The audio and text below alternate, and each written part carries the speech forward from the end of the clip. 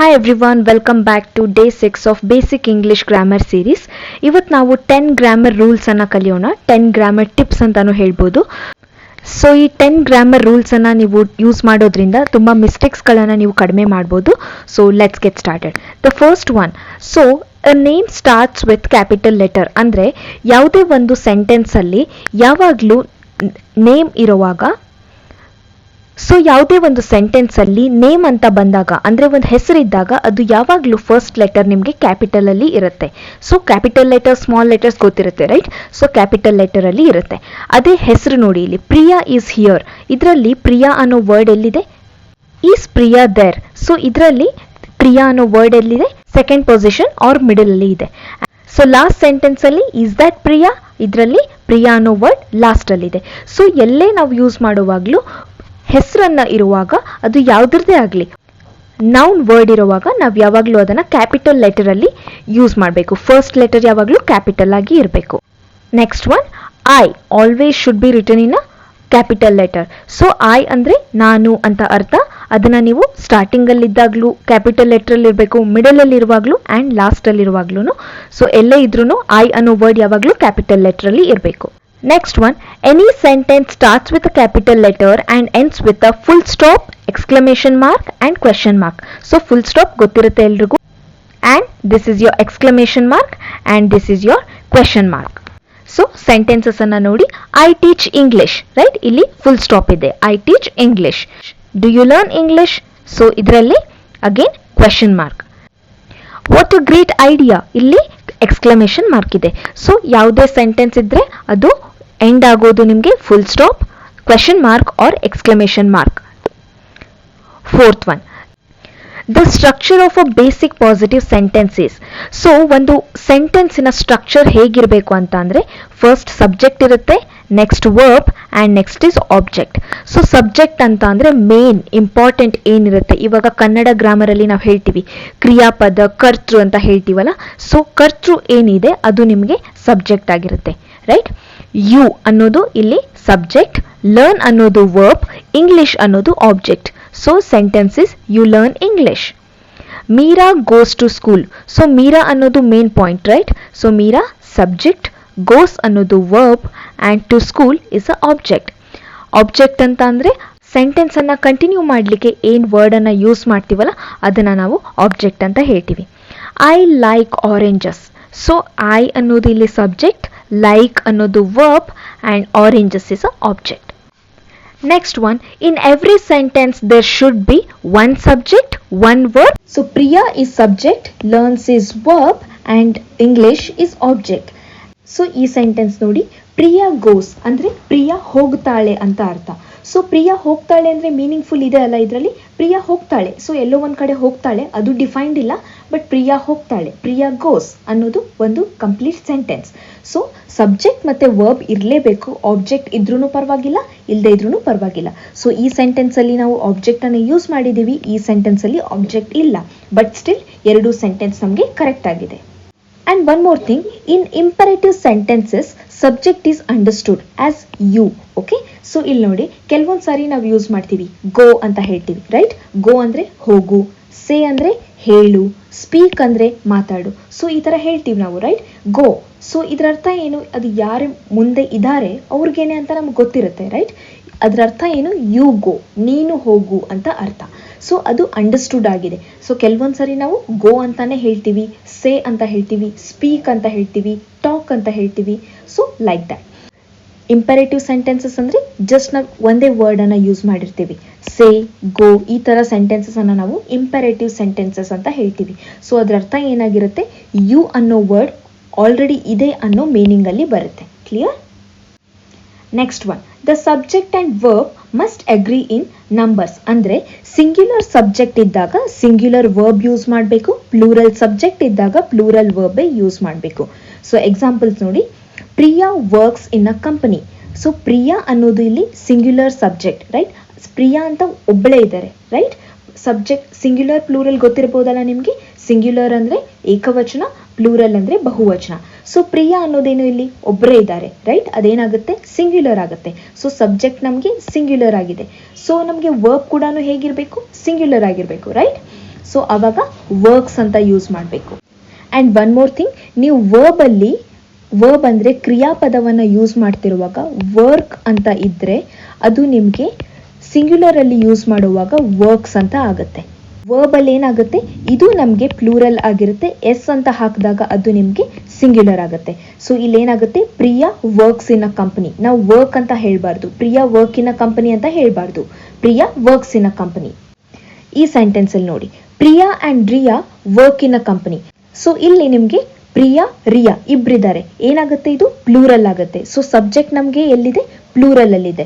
And ಇದು verb ಏನಾಗಿರ್ಬೇಕು, ನಮಗೆ ಪ್ಲೂರಲ್ ವರ್ಬ್ ಆಗಿರಬೇಕು, ರೈಟ್. ಸೊ ಇಲ್ಲಿ ನಾವು ವರ್ಕ್ಸ್ ಅಂತ ಯೂಸ್ ಮಾಡಂಗಿಲ್ಲ, ವರ್ಕ್ ಅಂತ ಯೂಸ್ ಮಾಡಬೇಕು. ಬಿಕಾಸ್ ಪ್ಲೂರಲ್ ಅಲ್ಲಿ ನಾವು ವರ್ಕ್ ಅಂತ ಯೂಸ್ ಮಾಡ್ತೀವಿ, ಸಿಂಗ್ಯುಲರ್ ಅಲ್ಲಿ ಇದ್ದಾಗ ವರ್ಕ್ಸ್ ಅಂತ ಯೂಸ್ ಮಾಡ್ತೀವಿ. Priya and Riya work in a company ಅಂದರೆ ಪ್ರಿಯಾ ಮತ್ತು ರಿಯಾ ಕಂಪನಿಯಲ್ಲಿ ವರ್ಕ್ ಮಾಡ್ತಾರೆ, ಕೆಲಸ ಮಾಡ್ತಾರೆ. ನೆಕ್ಸ್ಟ್ ಒನ್ ನೋಡಿ, ದೇ ಆರ್ ಫ್ರೆಂಡ್ಸ್. ದೇ ಅನ್ನೋದೇನು, ಅವರು ಅಂತ ಅರ್ಥ. ಅಂದರೆ ಒಬ್ರಿಗಿಂತ ಜಾಸ್ತಿ ಜನ ಇದ್ದಾರೆ, ಗ್ರೂಪ್ ಆಫ್ ಪೀಪಲ್ ಇದೆ ಅಲ್ಲಿ. Okay, they are. So are ಅನ್ನೋದು ನಮಗೆ ಪ್ಲೂರಲ್ ವರ್ಬ್, ರೈಟ್.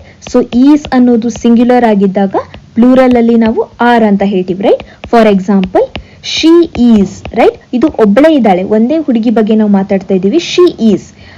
ದೇ ಅಂದ್ರೆ ಅವರು, ಒಬ್ರಿಗಿಂತ ಜಾಸ್ತಿ ಇದ್ದಾಗ ದೇ ಆರ್ ಅಂತ ಯೂಸ್ ಮಾಡ್ತೀವಿ, ಶಿ ಈಸ್ ಅಂತ ಯೂಸ್ ಮಾಡ್ತೀವಿ. ಸೊ ಈಸ್ ಅನ್ನೋದು ಸಿಂಗ್ಯುಲರ್ ಆದ್ರೆ this one is plural, are ಅನ್ನೋದು plural. Okay, they are friends. Next one, when there is a singular subjects and used with are use a singular verb. So are ಅಂದ್ರೆ ನಾವು ಅಥವಾ ಅಂತ ಅರ್ಥ. Example ನೋಡಿ, Priya or Riya lives in Delhi. So ಇದರ ಅರ್ಥ ಏನು, ಇಬ್ಬರ ಹೆಸರಿದೆ, ಪ್ರಿಯಾ ರಿಯಾ. ಸೊ ನೀವು ಕನ್ಫ್ಯೂಸ್ ಆಗಬಾರ್ದು, ಇದು ಪ್ಲೂರಲ್ ಅಂತ. ಓಕೆ, ಇದು ಸಬ್ಜೆಕ್ಟ್ ಏನಿದೆ ಸಿಂಗ್ಯುಲರ್ ಆಗಿದೆ. ಯಾಕೆ ಅಂತ ಅಂದ್ರೆ ಪ್ರಿಯಾ ಅಥವಾ ರಿಯಾ. ಓಕೆ, ಸೊ ಇಲ್ಲಿ ನಾವು ಯಾರೋ ಒಬ್ಬರ ಬಗ್ಗೆ ಮಾತಾಡ್ತಾ ಇದ್ದೀವಿ. Priya or Riya lives in Delhi. Lives ಅಂದ್ರೆ ವರ್ಬ್ ಆಗಿದೆ, ಇದು this is singular verb, lives in Delhi. So live ಅನ್ನೋದು ನಿಮಗೆ ಪ್ಲೂರಲ್ ವರ್ಬ್ ಆಗುತ್ತೆ, ಲೀವ್ಸ್ ಅನ್ನೋದು ಸಿಂಗ್ಯುಲರ್ ವರ್ಬ್ ಆಗುತ್ತೆ. So Priya or Riya lives in Delhi.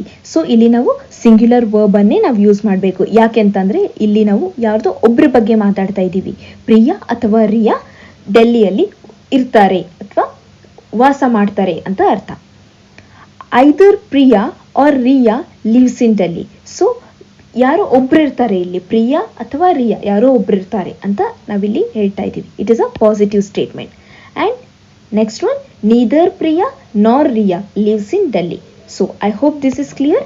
ಎಲ್ಲ ಕಡೆನೂ ನಾವು ಆರ್ ಅಂತ ಯೂಸ್ ಮಾಡಿದಾಗ, ಈದರ್ ಅಂತ ಯೂಸ್ ಮಾಡಿದಾಗ ಅಥವಾ ನೀದರ್ ಅಂತ ಯೂಸ್ ಮಾಡಿದಾಗ ನಾವು ಸಿಂಗ್ಯುಲರ್ ವರ್ಬ್ ಅನ್ನ ಯೂಸ್ ಮಾಡ್ತೀವಿ.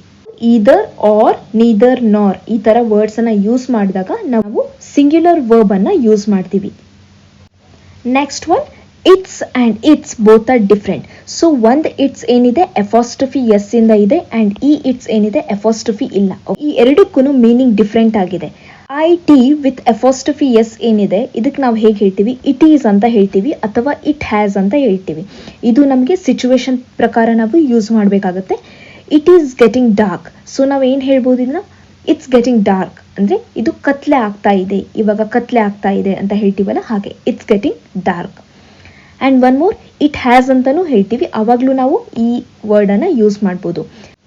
It's been so long since we last met ಅಂದರೆ it has been so long ಅಂದರೆ ತುಂಬ ದಿನ ಆಯಿತು ನಾವು ಮೀಟ್ ಆಗಿ ಅಂತ ಅರ್ಥ. So it's without apostrophe s ಏನಿದೆ ಅದು ಒಂದು ಬಿಲಾಂಗಿಂಗ್ ಅಥವಾ ಇದರ ಅಂತ ಹೇಳ್ತೀವಲ್ಲ, ಹಾಗೆ ಅಂದರೆ ಯಾರೋ ಒಬ್ಬರಿಗೆ ಸಂಬಂಧಪಟ್ಟಿದ್ದು ಅಂತ ಅರ್ಥ. The company raised it's rates ಅಂದರೆ ಕಂಪನಿ ತನ್ನ ಒಂದು ರೇಟ್ಸ್ ಅನ್ನ ಇನ್ಕ್ರೀಸ್ ಮಾಡ್ತು, ಜಾಸ್ತಿ ಮಾಡ್ತು ಅಂತ ಅರ್ಥ. Your and your sound the same. So ಈ ಎರಡಕ್ಕೂ ಸ್ಪೆಲ್ಲಿಂಗ್ ಏನಾಗಿದೆ ಡಿಫ್ರೆಂಟ್ ಆಗಿರುತ್ತೆ, ಬಟ್ ಅದು ಸೌಂಡ್ ಸೇಮ್ ಆಗಿರುತ್ತೆ. ಓಕೆ, ನಾವು ಏನು ಉಚ್ಚಾರಣೆ ಮಾಡ್ತೀವಲ್ಲ ಅದು ಸೇಮ್ ಆಗಿರುತ್ತೆ. ಯೋರ್ ಅಂತ ಅಂದರೆ ನಿನ್ನದು ಅಂತ ಅರ್ಥ. ದಿಸ್ ಇಸ್ ಯೋರ್ ಬ್ಯಾಗ್, ಈ ಬ್ಯಾಗ್ ನಿನ್ನದು. ಈ ಯೋರ್ ಏನಿದೆ ಇದಕ್ಕೆ ನಾವು ಯು ಆರ್, ಇದು ಏನಂತಂದರೆ ಇದರ ಅರ್ಥ ನಮಗೆ ಯು ಆರ್ ಅಂತ ಬರುತ್ತೆ.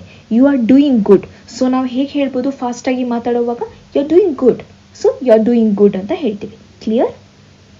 ಯು ಆರ್ ಡೂಯಿಂಗ್ ಗುಡ್ ಅಂತ ಅಂದ್ರೂ ಕರೆಕ್ಟ್ ಆಗಿರುತ್ತೆ, ಯು ಆರ್ ಡೂಯಿಂಗ್ ಗುಡ್ ಅಂತ ಅಂದ್ರೂ ಕರೆಕ್ಟ್ ಆಗಿರುತ್ತೆ. It's just a contraction of you are. So last one there, there and there sound the same. So ಈ ಎಲ್ಲ ವರ್ಡ್ಸ್ಗಳಿಗೂ ಸ್ಪೆಲ್ಲಿಂಗ್ ಡಿಫ್ರೆಂಟ್ ಆಗಿದೆ, ಬಟ್ ನಾವು ಅದನ್ನು ಉಚ್ಚಾರಣೆ ಸೇಮ್ ಆಗಿರುತ್ತೆ. ಐ ಮೀನ್ ಪ್ರೊನೌನ್ಸಿಯೇಷನ್ ಏನಾಗಿರುತ್ತೆ, ಸೇಮ್ ಆಗಿರುತ್ತೆ. ಎಲ್ಲದಕ್ಕೂ ದೇರ್ ಅಂತಾನೆ ನಾವು ಪ್ರೊನೌನ್ಸ್ ಮಾಡ್ತೀವಿ. ಸೊ ಮೀನಿಂಗ್ ನೋಡಿ, THERE ದೇರ್ ಏನಿದೆ ಅದನ್ನ ನಾವು ಅಲ್ಲಿ ಅಂತ ಹೇಳ್ತೀವಿ. ಫಸ್ಟ್ ಕ್ಲಾಸಲ್ಲಿ ನಾವು ಕಲ್ತಿದ್ವಿ, right? Here, there, this, that ಅಂತ ಕಲಿಯುವಾಗ ನಾವು ಇದನ್ನ ಕಲ್ತಿದ್ವಿ. ದೇರ್ ಅಂತ ಅಂದ್ರೆ ಅಲ್ಲಿ ಅಂತ ಅರ್ಥ. ಸೊ ನಮ್ಮಿಂದ ದೂರ ಇರುತ್ತೆ, ಅಲ್ಲಿ ಅಂತ ಅರ್ಥ. ದೇರ್, THEIR ದೇರ್ ಅಂತ ಅಂದ್ರೆ ಅವರದು ಅಂತ ಅರ್ಥ. For example, it's their house, so it's their car ಅಂತ ಇಲ್ಲಿ ಎಕ್ಸಾಂಪಲ್ ಇದೆ. ಇಟ್ಸ್ ದೇರ್ ಕಾರ್, ಈ ಕಾರ್ ಅವರದು. ಸೊ ಯಾರಿಗೋ ಒಬ್ಬರಿಗೆ ಸಂಬಂಧಪಟ್ಟಿದ್ದು, ಇದು ಅವ್ರದ್ದು ಅಂತ ಹೇಳಬೇಕಾದ್ರೆ ನಾವು ಯಾವ ಸ್ಪೆಲ್ಲಿಂಗ್ ಯೂಸ್ ಮಾಡ್ತೀವಿ? ದೇರ್ ಅಂತ ಸ್ಪೆಲ್ಲಿಂಗ್ ಯೂಸ್ ಮಾಡ್ತೀವಿ. Next one is they're. So ಈ ಸ್ಪೆಲ್ಲಿಂಗ್ ಹೇಗಾಗಿದೆ? THEYRE ಅಂತ ಇದೆ. ಸೊ ಇದರ ಅರ್ಥ ಏನು? They are. ಇದು contraction of they are. Okay, so ಇಲ್ಲಿ ಎಕ್ಸಾಂಪಲ್ಸ್ ನೋಡಿ. ಲುಕ್ ದೇರ್, ಲುಕ್ ದೇರ್ ಅಂದ್ರೆ ಅಲ್ಲಿ ನೋಡು ಅಂತ ಅರ್ಥ. ಸೊ ಇಲ್ಲಿ ಯಾವ ಸ್ಪೆಲ್ಲಿಂಗ್ ಯೂಸ್ ಮಾಡಿದೀವಿ ನಾವು? First one THERE. Next one there is somebody, ಅಲ್ಲಿ ಯಾರೋ ಇದ್ದಾರೆ. ಸೊ ದೇರ್ ಅಂತ ಇಲ್ಲಿ ಯೂಸ್ ಮಾಡಿದೀವಲ್ಲ, ಸೊ THERE, ಅಲ್ಲಿ ಯಾರೋ ಇದ್ದಾರೆ.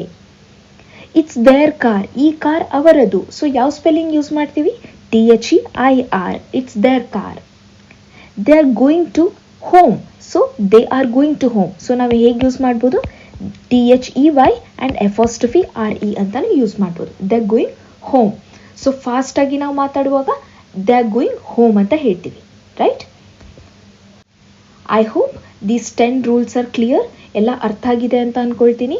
ಸೊ ಏನಾದರೂ ನಿಮಗೆ ಡೌಟ್ ಇದ್ದರೆ ನೀವು ಕಮೆಂಟ್ ಸೆಕ್ಷನಲ್ಲಿ ಕಮೆಂಟ್ ಮಾಡ್ಬೋದು. ನಾನು ಅದಕ್ಕೆ ಕ್ಲಾರಿಫಿಕೇಷನನ್ನು ಕೊಡ್ತೀನಿ, ಅಥವಾ ಅವಶ್ಯಕತೆ ಇದ್ದರೆ ಮತ್ತೆ ಟೀಚ್ ಮಾಡ್ತೀನಿ. ಸೊ ವಿಡಿಯೋ ಇಷ್ಟ ಆಗಿದ್ರೆ ನಿಮ್ಮ ಫ್ರೆಂಡ್ಸ್ ಜೊತೆಗೆ ಶೇರ್ ಮಾಡಿ. ಆ್ಯಂಡ್ ಫಸ್ಟ್ ಟೈಮ್ ಚಾನಲನ್ನು ವಿಸಿಟ್ ಮಾಡಿದರೆ ದಯವಿಟ್ಟು ಸಬ್ಸ್ಕ್ರೈಬ್ ಮಾಡಿ. Thank you so much for watching. Will meet you in the next video. Till then take care. Bye.